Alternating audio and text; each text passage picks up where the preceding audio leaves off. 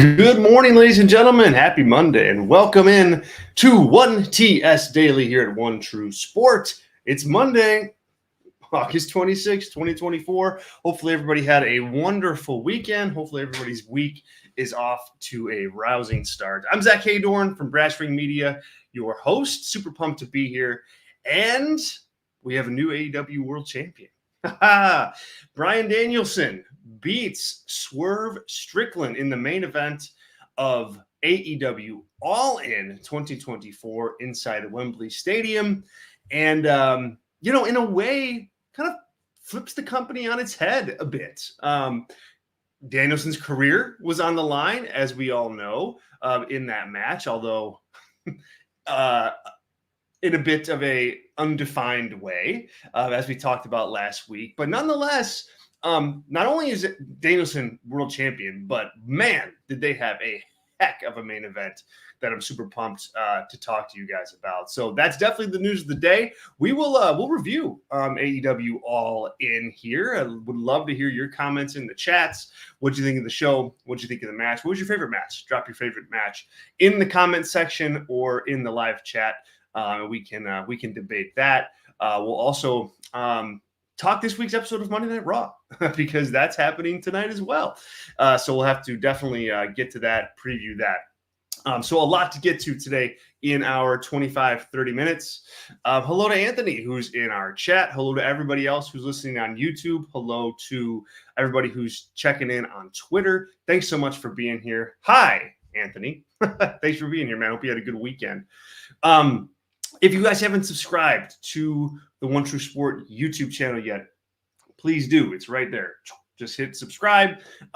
You definitely want to make sure that you're up to speed on all the content that drops on this channel on a week-to-week basis. I mean, it's incredible. Not only from hosts like me, but from a very talented and legendary list of wrestling performers, former pro wrestlers, guys like RVD, guys like Arn Anderson, guys like Kurt Angle, guys like the Blue Meanie. You get access to them right here on the channel. So subscribe. If you're watching this video on YouTube, can you like it? It helps us out greatly. Hit like, just hit the thumbs up button. That's all you got to do. It definitely helps us out big time. Are you a One True Sport member?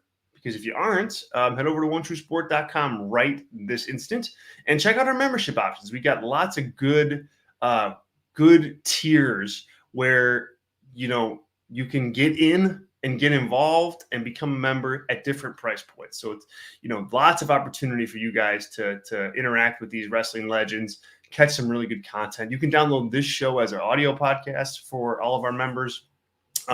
Take us on the road. Take me anywhere you want to go as an audio podcast, but you got to be a member, onetruesport.com. That's also where all of our merch is, including merch for this show. 1TS Daily merch. Hook it up. We got hats, we got shirts, all sorts of stuff for our legends. So definitely check that out. It's onetruesport.com. Head over to Brass Ring Media on YouTube. That's my shop where we kind of examine pro wrestling a bit longer form, a little more in depth. Our shows are a little bit longer. We're a little bit more in depth. And a lot of analysis on the artistry of wrestling. We've got a vast array of co-hosts, vast array of live shows, throughout the week. You're not going to want to miss it. Subscribe on YouTube. If you want some really thoughtful and impactful written work, we have a Brass Ring Media Substack newsletter that gets updated every day with new written content from myself and the team. You definitely want a piece of that. Just search Brass Ring Media Substack and your Google machine will be the first thing that comes up. You can subscribe for free to get that content. Cool. All right. Super chats are open if you're able. Helps the show out, helps me out. Definitely helps One True Sport out as an entity, kind of achieve our goals and grow the way that we want to. So absolutely, if you're able, please send me a super chat question or comment. I'll make sure to bump it up to the top of the list, and we'll get to it without question. All right, so let's talk AEW All In 2024. So they had over 50,000 people there. I thought overall this was a really good show, and it was an example of a show that, or example of a company delivering at the highest level when they needed it the most. You know, on various pay-per-views, you've seen production issues. Sometimes you've seen and heard of streaming issues, with the pay-per-view. Sometimes there's even issues filming, like big spots, like during the matches. Most recently, I remember, the Darby Allin, Jack Perry spot where at Double or Nothing, where Darby's supposed to light somebody on fire and that person's not there. Just stuff like that. And none of that was present on this show. It was really buttoned up. I thought it was professional. I thought they took advantage of the big crowd, the big building. They had, kind of just the nuts and bolts stuff that you need to showcase yourself at a high level. And as a major pro wrestling company, and they did that, little things like pyro outside the arena, like that's big time, whether it is a major impactful deal or not. Okay, that's debatable, but without question, it shows a certain perception to the public that you want to put out there. And I thought across the board, they really did well with that. Not all the matches hit for me, but the big ones did. And that's what you want on pro wrestling shows. Sean Radican over at The Torch, was texting me throughout the night and just saying, like, look, like, yes, some of the undercard matches didn't deliver, but the big ones did. And that's the key to a good show. If those matches deliver, everything else can suffer a tad. And they really did here. They really, really did. So the match opened up. I'm going to look over at my notes here on the side. I got them on a second screen, if you will. But the match opened up with the Trios Championship match. London Ladders. It was Patriarchy against Blackpool Combat Club and Pac against House of Black and against the Bang Bang Gang. Guys, what we predicted on the show last Friday in our preview came true with this one. Boy, not my winner, but like the style of match that it was. This was straight up AEW ladder match. Car crash, spot, waiting around, spot, waiting around, spot, waiting around, spot. So from that perspective, it worked. Like, you knew this was what it was going to be. It didn't try to be anything else. And so, bam, that's what you got. I was, I don't know, with all the other like title changes happening on the show, from a booking perspective, I was surprised that they took the Trios Championships off the Patriarchy. But given the outcome of a later match, which we'll get to soon, it did kind of make sense by the end of the night. But this was what it was. I thought the tables were a bit temperamental. Some didn't break, some were just not cooperating, standing up. So I think, as I wrote in my review on Brass Ring Media's Substack newsletter this morning to our readers, I think some of the talent is likely feeling that match this morning, because those dang tables just were not cooperating. But a fine match, nothing great, but hey, it was a ladder match. It opened the show. It was action packed. I think it got everybody ready. Got everybody ready to go.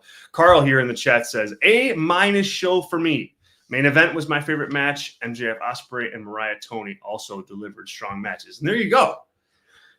That's the story, right? Those are the three biggest matches. So I think Carl is on point by saying if those three were categorized for you as strong matches, then you got to give the show a high grade, because that's the whole point. Good morning, Amy. Great to have you here. Amy says here, I thought it was a good pay-per-view. Love the elevation of entrances for most everyone. Yes. Yeah, it was cool. Like the overhead drone on the ramp, I thought was really neat, especially for Mercedes' entrance, because they were able to film like the big cape that she was wearing that kind of like dragged behind her. I thought that was excellent.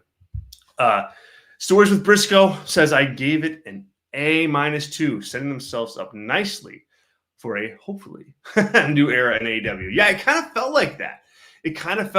Especially when, like, and I don't want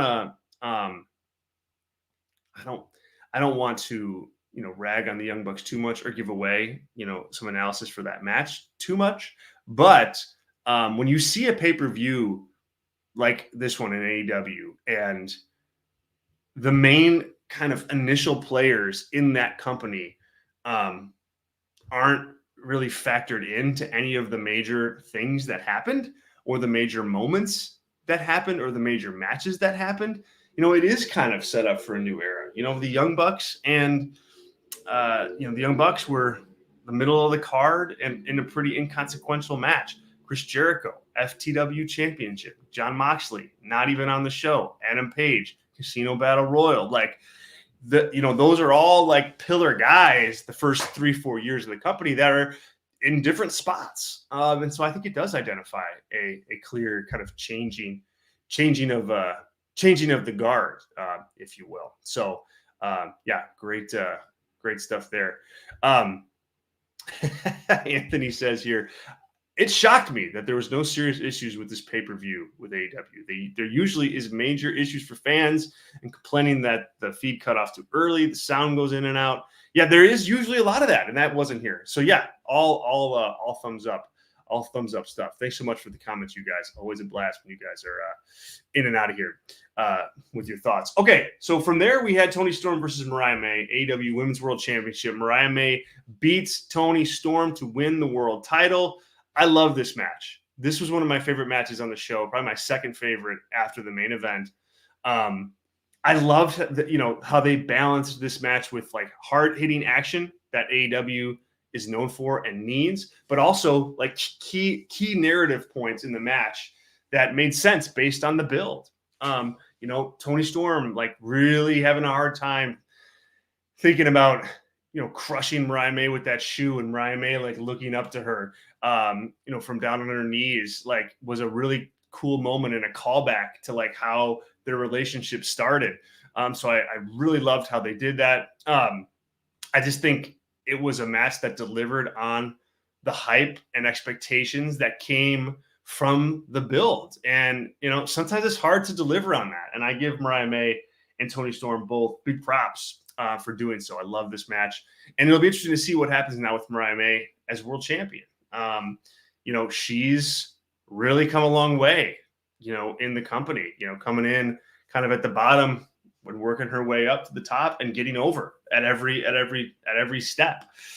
So that's what you want. That's what you want. And I think she's a really good example of a homegrown AEW talent that's delivering and becoming a bigger star because she's in AEW.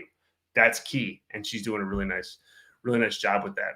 Anthony's asking a question in the chat about Jon Moxley. Zach, why hasn't Moxley been on television the past few weeks in this pay-per-view? Is he focusing on New Japan and defending the title there, or does he have a major injury and is on vacation? Yeah, I don't know the situation with Jon Moxley. I don't believe he's injured. So it could just be that he is taking time off. He's run hard for AEW for a while. And it's also one of those things where, like, if you don't have something for him, it's probably better to just keep him off the show because you don't want him, like, toiling away in something that's not impactful or significant. Anthony also says, I'm predicting Wednesday that Max doesn't. Oh, this is about that. I'll get to that in a minute. So Moxley I think it's a situation where, hey, absence makes the heart grow fonder. He's taking time off. You can't have everybody on the show, or you shouldn't. And, I think it makes a lot of sense that he wasn't there, given the fact that he didn't have anything significant going. All right. Chris Jericho versus Hook for the FTW Championship. Hook wins the title back thanks to his dad helping out. We had the Learning Tree faction get involved with everything from the start, really like stack the deck against Hook. Really the story is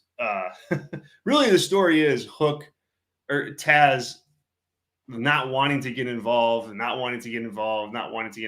finally he has enough, gets involved, and Hook's allowed to win and able to win.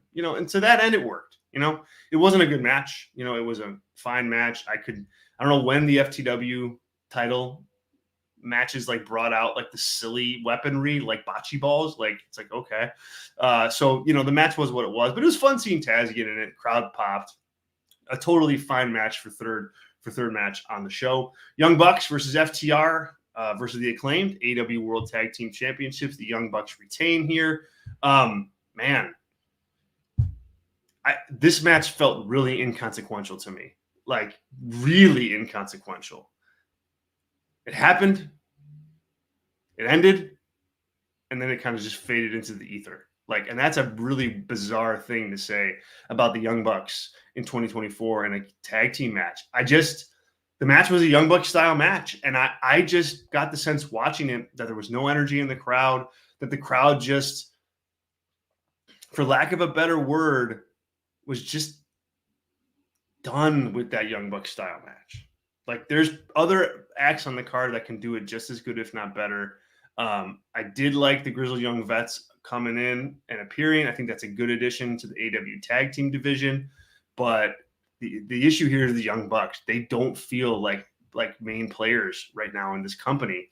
And this match, I thought, was very much synonymous with that thought. They are an afterthought. And that's it's not what you want for like a key pillar tag team. It's not what you want for your event. So it wasn't a bad match. You know, I graded it two brass rings over at Brass Ring Media, so not terrible, just a little bit below average.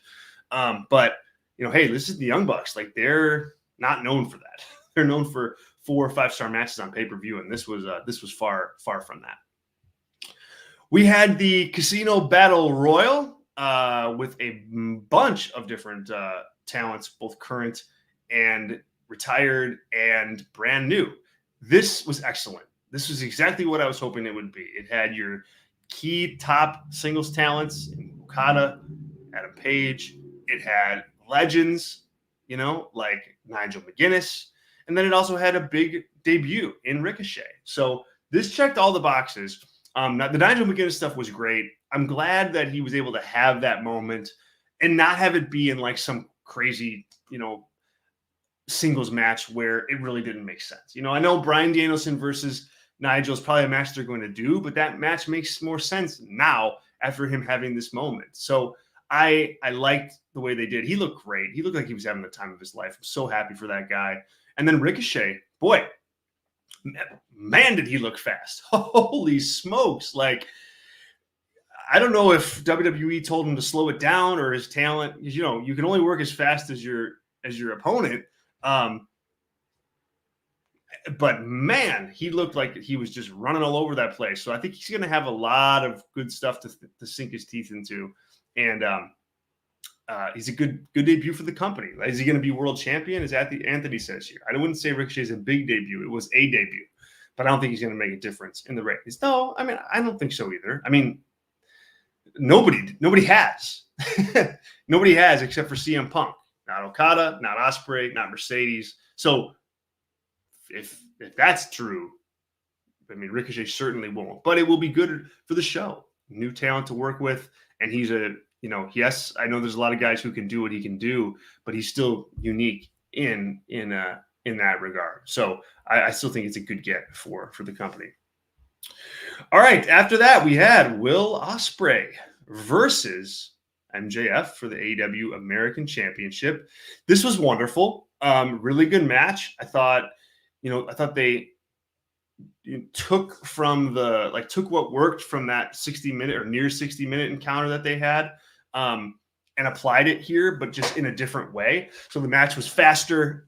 You didn't get the sense that they were holding on so that they could make sure that they would go a long time or go an hour. This was kind of just more, punch you in the mouth from the start. Will Ospreay wins with the Tiger Driver. Shocking.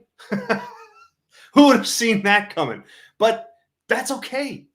Not everything has to be a swerve in professional wrestling. It doesn't. And sometimes the best story is not a surprise. The best story is what it is. And Will Ospreay winning with the Tiger Driver is the key. That's the story they were telling. That's the story they finished. The only thing I didn't like about this match was Daniel Garcia's involvement. I just was watching it going, why is this low card guy, getting involved in like a super huge main event on a super huge show? Like, Daniel Garcia is not on the level of MJF. He's not on the level of Will Ospreay. Like, it's okay for them to have it's okay for them to have, interactions with him and run-ins with him and matches with him on Dynamite, but to be a consequential part of a finish, at a huge show like this, like, no, that's a reach. That's a reach. And it doesn't do anything for anybody. It protects MJF, I suppose, but no, it really was not a good booking decision in that regard. Okay, from there we had Mercedes Moné and Britt Baker for the AEW, or I guess the TBS Championship. I don't think it's called the AEW TBS Championship, but the TBS Championship. This fell below my already low expectations. A key interest point here for me was, hey, can Mercedes Moné get a good match out of Britt Baker?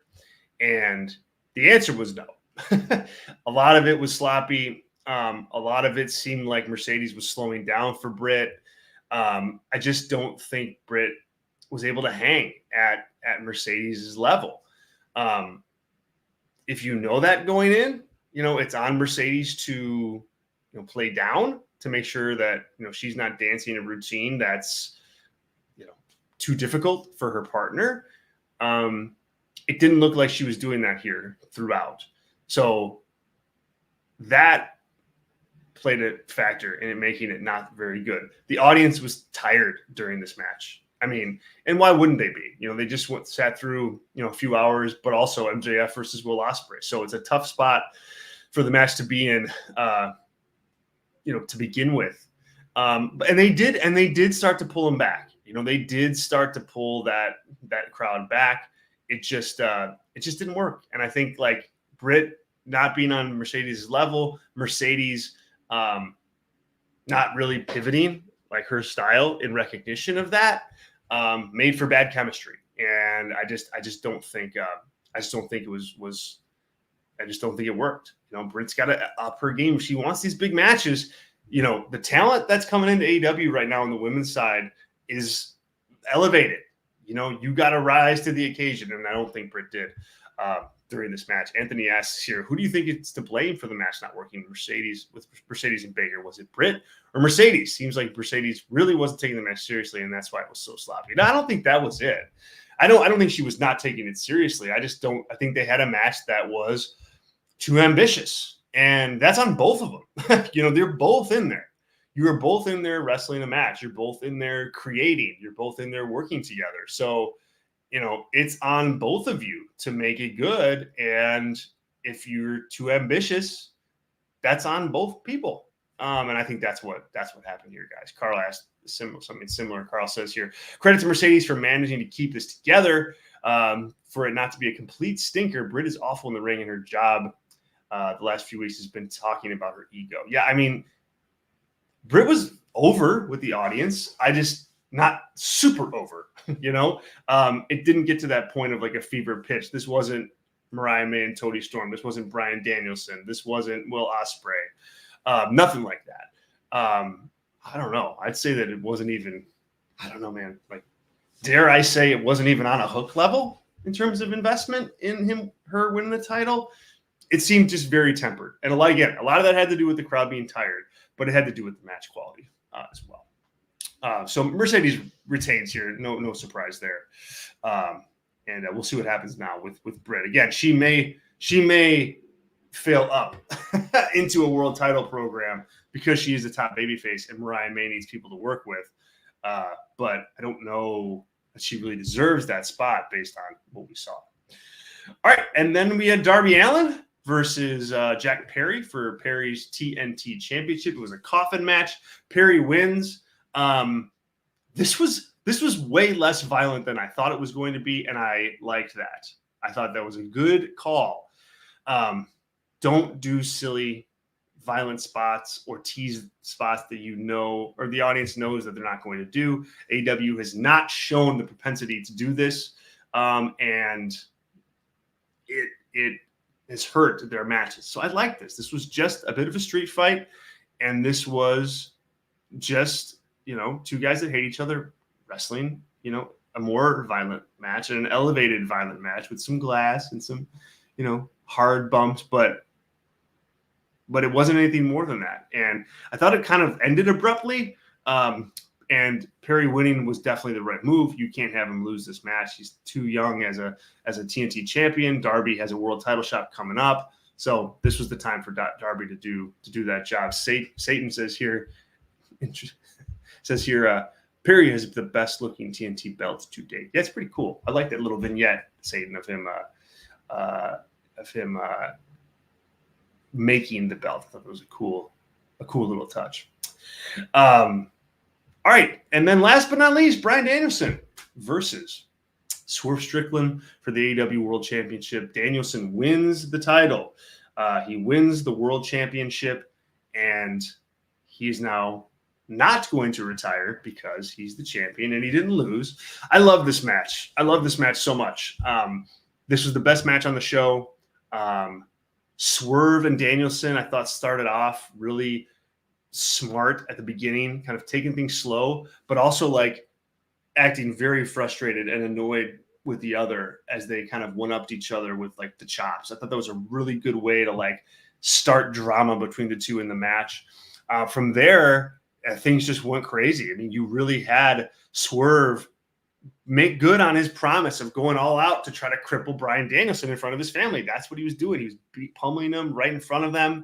He was looking at them. He was talking to Danielson's daughter, Birdie. And then they flipped that psychology on its head, where even amidst the violence, Bryan Danielson was able to acknowledge his family and use them to like build him up to make that comeback and to win the title. And that's what they did. So really good near falls here. And just a really good submission finish to a tremendous match. I love this. Bryan Danielson as champion is going to be interesting. He's got some matches on deck. Christian Cage won the Casino Gauntlet, a bit of a wild card, but also kind of a tell for the main event. Once you saw that happening, that's going to be a match they go to. Darby Allin's going to be a match they go to. And the question is going to be, the question will be, who takes the belt off of Danielson? I think that's going to be really interesting to see, like who's going to get that moment and get made that way. Is it going to be Swerve? Is Swerve going to get the title back? They have a show in in Washington, which is both Swerve's and Danielson's hometown, so they can do the rematch there if they want. So lots on the table, but it's going to be interesting to see how they use Danielson here and what he says on Dynamite this week to talk about his future now that he's not retiring.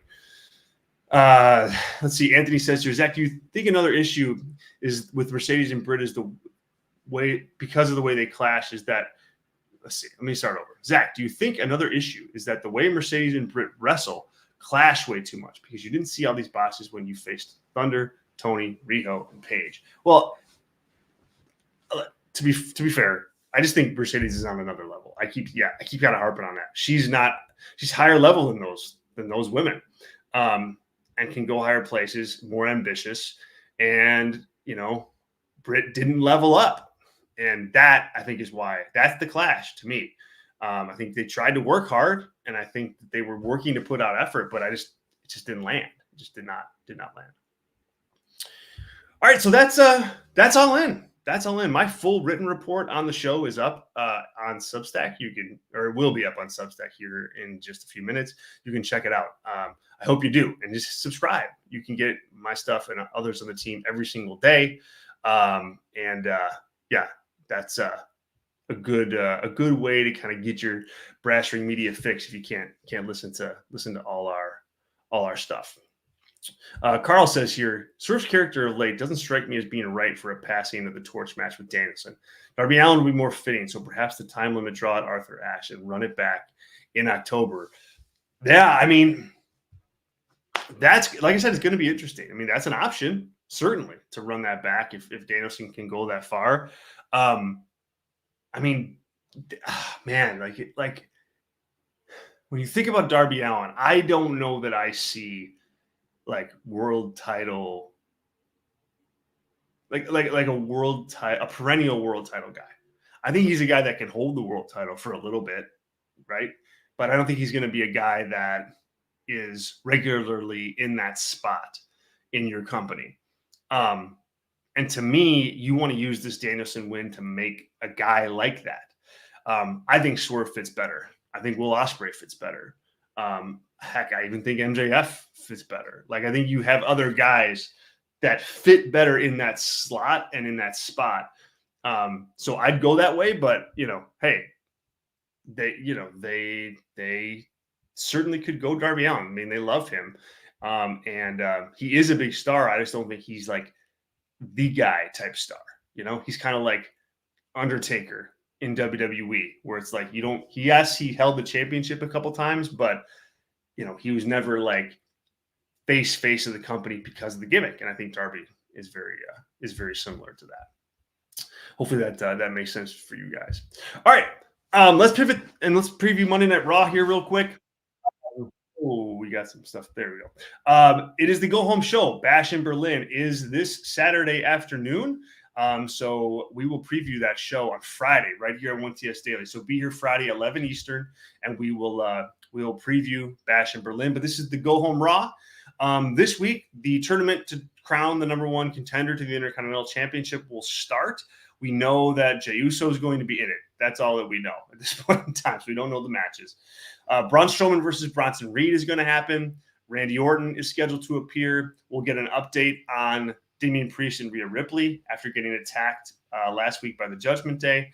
And Uncle Howdy will make his in-ring debut against Chad Gable. So that's Raw tonight. So not a ton there, but you can be sure that that they're going to add some stuff here. I'm expecting a big segment with Randy and Gunther. Probably a big kind of shine segment for Randy Orton is my guess. But I'm also kind of looking forward to Braun Strowman and Bronson Reed too. They've done a really nice job with Bronson Reed, and so excited to see what's gonna happen with that match in particular. All right, guys. We went a little bit over. I apologize. But we'll be back tomorrow. We'll talk about Raw. We'll talk about all the news of the day. Will there be an AEW TV deal to chat about? Who the heck knows? But we'll find out. And if there is one, we'll definitely talk about it here. Again, if you're watching on YouTube, like the video. It helps us out a lot in the algorithm. Also, subscribe on YouTube here to our channel. Also, head over to Brass Ring Media. Subscribe there. We've got all sorts of content up throughout the week. Anthony wants me to get to his question here. Anthony says here, Zach, my prediction is Will Ospreay because they could add to the story where Danielson almost had to retire because of the Tiger Driver. Yeah, I mean, so they could go that route, Anthony, definitely. But I feel like they kind of ended that story at the pay-per-view. He used it again. He won his match. So I feel like now it's like there should be no issue with Ospreay using it. Like, he can win matches with it. That's what you want to find if you're a pro wrestler. Like, that's the goal, to win and to hurt your opponent, both. So I hope that I don't have a problem with Will Ospreay versus Bryan Danielson again. Thumbs up on that. But I hope they don't kind of lean into that Tiger Driver story again because they already have. Cool. Hopefully that answers your question. Thanks, Anthony. Thanks so much for you guys for comments and your questions and your thoughts on the show. Definitely appreciate it. And tomorrow, right here, 11 Eastern, 1TS Daily, live. We'll be back. Have a great Monday, everybody. See you.